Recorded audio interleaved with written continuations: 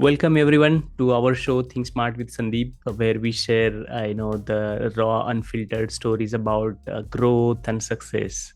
And today for our show, we have a very special guest all the way from Noida, India. I have Ashutosh Singh with us. Ashutosh, welcome to the show. Thanks for coming up. Thank you, Sandip. Thank you for inviting me. And yeah, looking forward to this conversation. Great. Thanks for making it in the Sunday evening there. Thank you so much for that. So we did connected for a couple of coaching side. The coachings that you gave to me, those were really helpful. So I thought to have this discussion with you, which will be really beneficial for our viewers as well. Okay. Mm.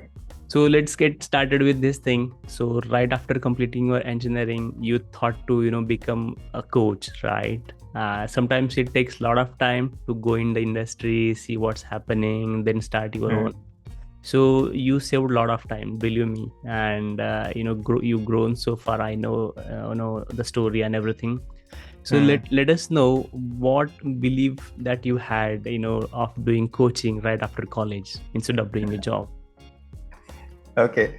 So first of all, so I didn't start coaching right after I finished the college. Mm-hmm. It took me around 1 to 1.5 years Mm-hmm. after the college. Then I started the coaching thing. Okay. Also, I spent 2 extra years in college. Mm-hmm. So the one thing that happened, when I was doing engineering is I was really pissed by it. Oh. So I found it really, I was very frustrated also when I was studying. So I was not interested in the subject and all. Mm-hmm. So I figured out, because if I'm not good at studying engineering, I will also be not, you know, good when I'm doing the job. Okay. And it was very clear to me that there are already too many engineers in this world, Mm-hmm. and one bad engineer wouldn't help the world at all. Mm-hmm. So one thing was clear for me. I didn't know what to do Mm-hmm. after my engineering. But the one thing was clear that I don't want to do anything related to engineering. Oh. And then the question was then what to do, if because I was not a very good student in engineering. So I was not focused on learning any of the skill during those college time. I was just having fun, Mm-hmm. what people do mostly in the engineering, what the backbenchers do. That's what I was doing. So I also didn't have any skill to begin with. But yeah, then what happened is that somehow, because of there were some challenges that were going in my life, some personal challenges during the engineering as well. So somehow overcoming those challenges gave me enough, I would say, understanding and wisdom that for me the goal, or how I saw life, was that I want to do something which I love, which I would love to do. Mm-hmm. And so I started making choices on that, in that direction, because I felt I also redefined success for me as if as success would mean doing something which would make me happy. And I felt if I go out and do a job which I'm not happy, even if I'm making money, I will feel very unsuccessful and very unhappy, and then I would have no one to blame, Mm. just myself. So I didn't go through that path. I was also lucky that I had very supporting parents, so they were not forcing me to go and do the job and earn money. So that kind of freedom, that freedom from my parents, also was very instrumental in taking some time and going after things that I felt I would enjoy doing. Wow, that's cool. So you mentioned two parts. One is luck and one is choice. I think choice, I can relate with that, right? Whatever you choose, that makes you or breaks you. Great thing there. So being a life and consistency coach, you keep on mentioning, right, about help people heal. You help them with self love and emotional well being. So, with your Hmm. experience working with the clients, what do you think the biggest misconceptions people have about self-love and emotional wellness? Uh, I think they don't have misconceptions. They just don't have anything. Okay, okay. So you have misconception when you have pretty good base of knowledge and all, but I feel that people are very very illiterate when Mm-hmm. it comes to self love, as well as when it comes to emotional well-being. Okay. And I remember the time when, because I was diagnosed with the autoimmune disorder, which Mm-hmm. later turned out just it was happening just because of suppressed and repressed emotions. And then I was working on, emotional awareness and how not to repress those Mm-hmm. emotions and feel those emotions. And then I realized as I was working on this, Mm-hmm. that no one around me in my family or in even in my friends uh, was aware. I was actually aware of their emotional world. They were just suppressing or repressing their emotions. Mm-hmm. So when it comes to emotional well-being, people are very, very illiterate. They just most of the times they don't have any even the basic knowledge of how to go about it, how to go about it practically. They may have some conceptual knowledge, Mm-hmm. but when it comes to practically dealing with the situation, or dealing with the conflicts, dealing with relationships, they are very, very blank at it. And when it comes to self-love, so much of self-love is how you talk to yourself, your self-talk. And Okay. again, with most of the people that I talk to, their self-talk is very critical in nature. Oh, okay. And when self-talk is very critical in nature, what happens is that you may become very successful, Mm-hmm. but you will always be anxious. You will always have that imposter syndrome, and Mm-hmm. you will be trying to prove something to someone. It will be very hard for you to be happy and joyful. Wow, that was the easiest one that I heard so far. Nice. And like I mentioned, we had couple of coaching engagements. So whenever Hmm. I remember your coaching, the only thing that comes to my mind is process. So you mentioned that all the times. You keep on mentioning like trust the process, not the Hmm. result, right? And I think that helped me a lot during this journey of my success.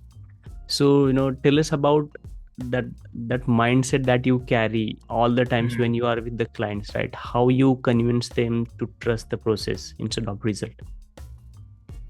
Hmm. Very beautiful question, by the way. Thank you. So one thing is that the trust the processes has been, the fundamental part, a pillar or of my journey. Mm-hmm. Because when I was living in a small room after my engineering in Mohali, Okay. so I had no idea, what to do. Mm-hmm. And the only thing that I had was trust the process. Mm. Okay. So what I knew, what I felt, what I knew intuitively was that I am going in the right direction. I may not know where this direction will lead me, but I just knew that I'm going in the right direction. And that's why it was important to trust the process. As the great philosopher and poet Rumi has said, Okay. when you walk the path, the steps appear, something like that. Mm. So, how because it is something which I carry so much in my being.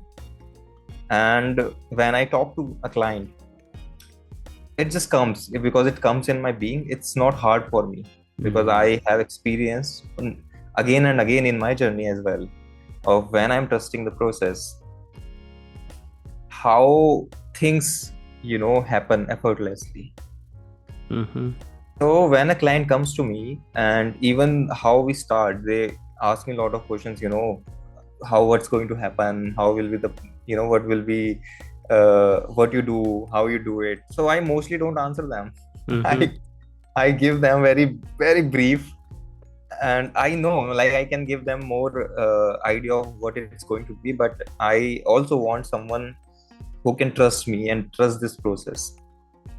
So I give them very brief, and then the process, and then when they're trusting the process, they get to see the results as well. And what else is, I am also very much, I let go of my attachment to their growth. Mm-hmm. So I just do, I just uh, I give my best. Sometimes a client will improve or get past their challenges very fast. Sometimes they will be very slow. So I trust their journey, and because I have that trust, somehow that trust is maybe transferred, or they are able to resonate. Of course, they see some evidence also. It's not like they are blindly trusting me. Mm-hmm. I suggest them something, and I ask them to do it as an experiment. Then they do it, and then they come and tell me, "Oh my God, I was not believing it earlier, but it works." Wow, sweet. I think this is going to be a major, takeaway from this call, right? Trusting the process. Believe me, that really helped me a lot, and I'm still using that. Thank you for that. Hmm. So, like being a coach, right? You always have to talk to people. During your experience of last few years, do you remember that client you worked with and you learned so much from that one client? And what was that? Hmm. Okay, a little hard question. Uh-huh. Okay, but the thing is, to be honest, and now I'm not, answering this diplomatically. Mm-hmm. I'm being very honest that I I have learned from each one of my clients. Okay. There's I cannot pinpoint to one particular person. Mm-hmm. What about what I have learned from them, Mm-hmm.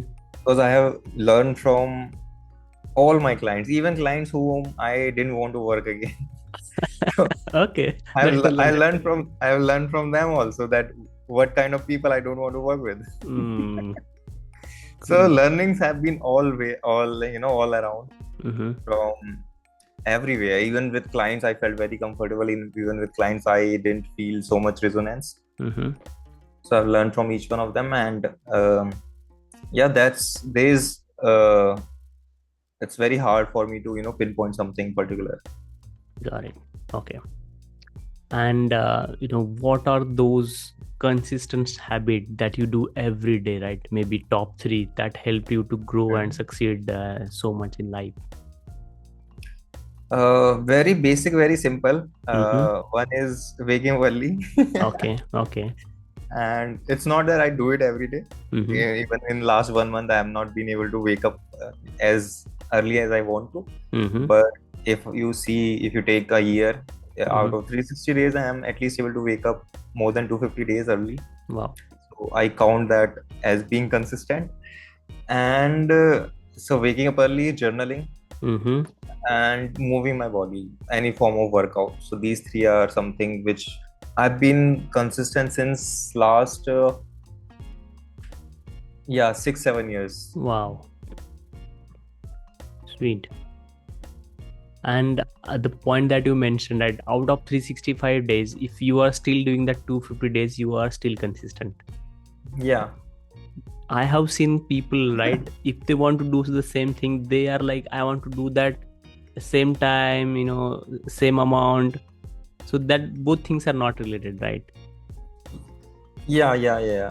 Consistency is a very long-term game, especially when it comes to habits. So Uh-huh. you have to, take into account few things. One Mm-hmm. is your environment. Okay. So the environment that we have these days and the devices that we have, Mm-hmm. it is very hard to sleep early. It is almost impossible to sleep at 9 p.m. Right. now. 10, 11 is still manageable, but 9 p.m. is very hard. But if you go just 25 years or 30 years ago, Mm-hmm. it was very easy. Everyone was sleeping at 8:30 to 9 p.m. Okay. So the environment has changed because of the technology. It has become very hard to sleep early now. Mm-hmm. So we have taken to account that also. So um, yeah, and because it's a long-term game, you have to think long-term. And in long-term, it all matters is how consistent you are in a year, not how consistent you are in 1 month or 1 week. So it's not about being perfectionist. Mm-hmm. It's more about showing up and being kind to yourselves, and yeah, just following through it. Wow. So two follow-up questions on that. That is really broad but very helpful. So one is, process, right? You Mm. mentioned about process again, and there is this perfection, Mm. right? We hear he's perfect at everything, he's Mr. Perfect or stuff like that. Mhm. And people chase for that perfection all the time, and I feel sometimes they forget the process. So Mm. how can they use those two terms wisely when they have to use process? and when they have to use perfection? Okay, so perfection is something which I feel is very, very overrated. Mm-hmm. And when you are coming from a place of perfection, so one is you being committed enough Mm-hmm. and showing up for yourself and making the best efforts. Mm-hmm. But that's not perfectionism. Perfectionism, you trying to impress other people Mm. and then making the efforts to impress other people. And then when it, because so many times you may, work on something very passionately, you Mm-hmm. may work day and night, and you may not receive the outcome that you were desiring, and you may not receive the appreciation and the validation that you were seeking. Yeah. You will feel very, very heartbroken, very, very disappointed. Mm. So So that's perfectionism, which is unhealthy, and okay. it's like carrying a unnecessary weight on your shoulders. Mm. So it society may portray a picture of perfectionism as something which is desirable, Mm-hmm. something which will give you validation, but in its actual sense it's very unhealthy, and it only leads to disappointment, and in the long run again you will not be as effective, because emotionally you will get affected again and again if you are chasing perfection, and Mm. that will hamper your consistency. Got it. So second follow-up question on that is, we can keep consistency when there are good days, right? But sometimes during the tough days where nothing is working as what we want or everything is against us, how do we keep a consistency there? So it's okay, even if you are not able to stay consistent all the days, that's Mm-hmm. life. You will have bad days, you will have good days. Mm-hmm. Again, the important thing here is to not focus too much on being consistent every day, but Mm-hmm. focus on how quickly you bounce back. Okay. Wow. So if maybe you have 5 good days, then you had one bad day, then you may have another bad day. So Mm. are you focusing on that, oh my god, I had such a bad day, oh my god, I had 2 bad days, or are you Mm-hmm. focused on how can I start and Mm. focus on having a good day once again? So people who stay long term consistent, they are not focused so much on bad days. Mm-hmm. They just find quickly on how they can get back to a good day. So everyone has Mm. bad days. I have bad days when I am not doing anything that I wanted. I am maybe just scrolling and binge watching something. So I have those bad days. I still have those days, Mm-hmm. but the thing is, I don't give them too much attention. I just know I have that belief also in myself, because of the years of experience, and I Mm-hmm. also have so many tools to help me. So I just focus on how I can start again quickly. Got it. That is insightful, really insightful.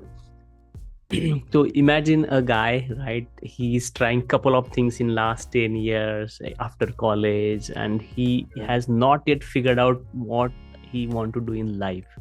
Whatever he tried, he failed, and now he want to do something, and he comes to you. So how do you help him, to improve that chances of getting what he want instead of failing again?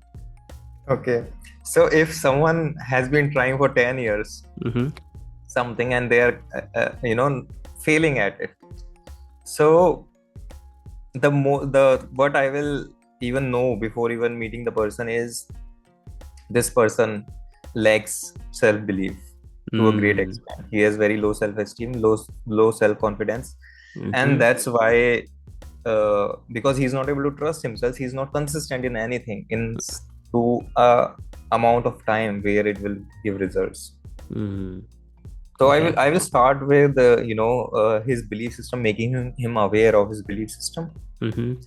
and then making him see that based on the belief system he had or he's having in the present moment, he exactly got the results. Mm-hmm. If he was having this belief system, he was bound to get these results which were not successful for him. And when we work around those belief system, and when I will help him to build some empowering beliefs and Mm-hmm. help him have more trust and belief in himself, Mm-hmm. and then of course then he'll go out in the world, and with those better belief system and better self image and better self esteem, Mm-hmm.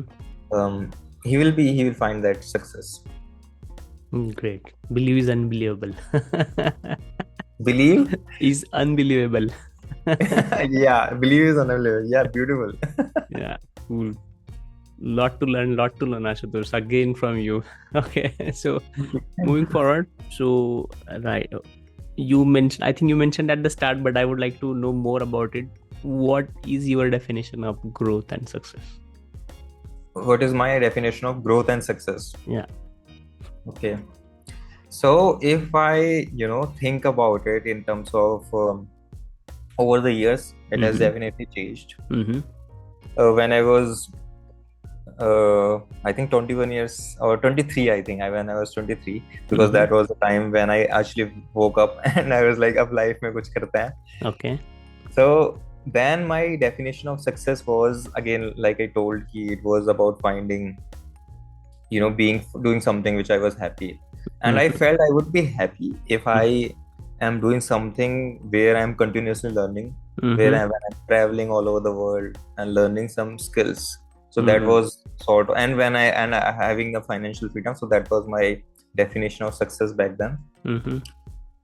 And now that I see, now if I have to answer it, Mm-hmm. what's my definition of growth and success? So growth is like this. I'll give you a very simple analogy. Sure. So this may take 2 minutes. Is that okay? Sure. Sure. So go for it. Yeah. No worry. So what is, on what factors the growth of a plant is dependent? Mm. So, soil, fertilizers, the environment. Yeah, soil, fertilizer, environment. Uh-huh. Okay. Now, on these factors, the growth of the plant is dependent. But is there something inherent within the plant which just knows how to grow? I think naturally it is the nature, right? If they get all those things and they will grow. Yeah. I mean, there is something Uh, inherent in the plant that just mm, knows how to grow, because that's why a mango seed becomes a mango tree. It doesn't become a lemon tree or an orange tree. I'm getting And it. and similarly, a orange seed becomes an orange tree. Yeah. So there is some inherent intelligence within the seed that knows just how to grow. So Mm, many times, even if you don't they give a plant a right environment, mm-hmm. the perfect soil or perfect sunlight, they still find a way to grow. Mm, So great. that means there is something inherent within the plant that knows how to grow.